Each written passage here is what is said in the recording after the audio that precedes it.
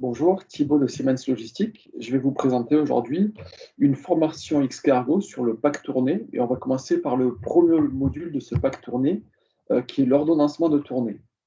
L'ordonnancement de tournée, l'objectif de ce module-là, c'est de conserver les ordres dans les mêmes tournées qui ont été affectés, mais simplement de revoir l'ordre de passage chez les clients pour soit réduire le temps, soit réduire la distance. Donc, ça permet effectivement de rejouer des plans existants et de voir comment on aurait pu les améliorer. Comme vous le voyez là dans les captures d'écran, en dessous, on a le plan existant et après, sur la droite, le plan qui a été optimisé. C'est un module qui est assez facile à utiliser et je vais vous le montrer directement dans la démo, dans Excel pour voir comment on l'utilise. Donc là, j'ai pris directement le modèle qui est intégré ici dans Xcargo, donc un modèle standard en code pays, code postal ville. Il n'y a qu'un seul onglet ici à compléter, donc avec l'ID de tournée. Donc là, c'est pour chaque tournée, le dépôt de départ, les clients, on va dire, voilà, qui sont intégrés dans la tournée. Donc, dans cet exemple basique, il n'y a que 2 tournées. On n'est pas forcément limité en nombre là-dessus. Voilà. Ici, vous avez une colonne fixée. Ça permet d'imposer le départ ou l'arrivée. Donc, si je mets first, la tournée va commencer par ce client-là. Si je mets last, je lui impose de finir par ce client-là. Et ici, la position, si on ne l'a pas intégré, ça reprend en fait de base l'ordre dans lequel vous l'avez précisé. Certains de nos clients font des extractions, des fois, ce n'est pas forcément dans l'ordre.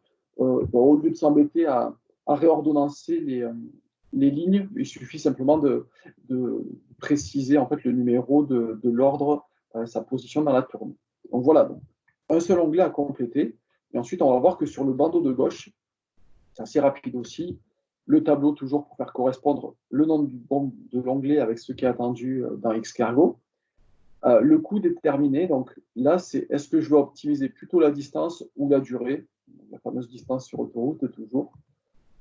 Ici, une tournée fermée ou ouverte. Donc fermée, je pars du dépôt, je reviens au dépôt. Tournée ouverte, je pars du dépôt et je m'arrête au dernier client livré. Pour de l'optimisation, donc pour le pack tourné, on va dire en général, et donc pour les 2 modules, toujours utiliser là dans ce cas-là une DIMA, puisque comme on va travailler avec des heures, des durées, etc., on est obligatoirement obligé d'utiliser une DIMA. Donc je vous renvoie à la vidéo sur la création des DIMA si vous ne l'avez pas encore visionné. Voilà uniquement les paramétrages que l'on fait. Ici, bouton play, je clique dessus. Donc là, c'est un tout petit échantillon de data, donc ça va aller assez vite. Toujours pareil, il y a la tâche qui progresse en dessous. Et une fois qu'elle est terminée, 2 options. La mauvaise, il y a des erreurs. La bonne, c'est que les données sont disponibles directement dans Xcargo. Je les exporte dans Excel. Je supprime ma tâche. Et donc là, j'ai un seul onglet de résultats. Donc ça vous montre la séquence précédente, l'ordre dans lequel les ordres ont été livrés avant, et ensuite donc, le nouvel ordonnancement pour chaque tournée. Donc dessus, et après vous avez des informations ici en termes de kilométrage, et ensuite ici en termes de temps. Donc ça c'est par exemple, il a mis 50 minutes entre le dépôt et le premier client, etc. Ce que je fais souvent, moi, donc là, on va pouvoir faire une représentation de carte et je vais vous montrer. Après, je vais dupliquer mon onglet. Donc là, je sélectionne mes datas, donc de la colonne B jusqu'à K sans prendre les en-têtes jusqu'en bas. Je clique sur l'icône carte et ça me permet de visualiser l'ordonnancement de la tournée qui a été effectuée. Je vous disais, je duplique souvent mon onglet des résultats parce qu'on va voir que très facilement, je duplique mon onglet. Et là, en fait, je peux lui demander ici, hop, je remets en fait, je recolle la position précédente, donc avant optimisation, pour voir la différence. Donc là, je peux simplement recliquer sur la carte et là, on voit donc l'écart entre les deux. Donc c'est la capture d'écran que vous avez vue dans la présentation de formation. Voilà ce que l'on peut faire avec le module ordre. Donc c'est vraiment facile à utiliser.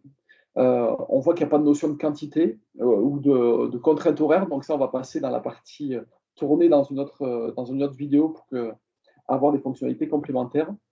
En termes de retour d'expérience, il y a certains clients dans la distribution urbaine qui l'utilisent. C'est-à-dire qu'ils vont créer des secteurs. Par exemple, si on prend la région lyonnaise, dans ce cas-là, j'ai énormément de clients à livrer. Donc, je vais créer des clusters avec implantation, donc des secteurs. Par exemple, je sais que je peux livrer une trentaine de clients sur la matinée. Donc, je crée des clusters pour isoler 30 clients à chaque fois.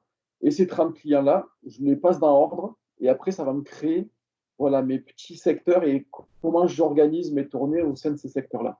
Ça marche notamment pour la presse, par exemple, où voilà, toute cette partie-là où on a des larges fenêtres horaires, où c'est plutôt voilà, la position des ordres et arriver à trouver l'ordonnancement optimal qui est important. J'espère que c'était clair pour vous en termes d'utilisation. Comme je vous disais, c'est relativement basique dessus. Donc, merci d'avoir participé et visualisé à cette vidéo. N'hésitez pas à nous poser vos questions si vous en avez. Et à très bientôt pour d'autres vidéos sur Xcargo. Bonne journée.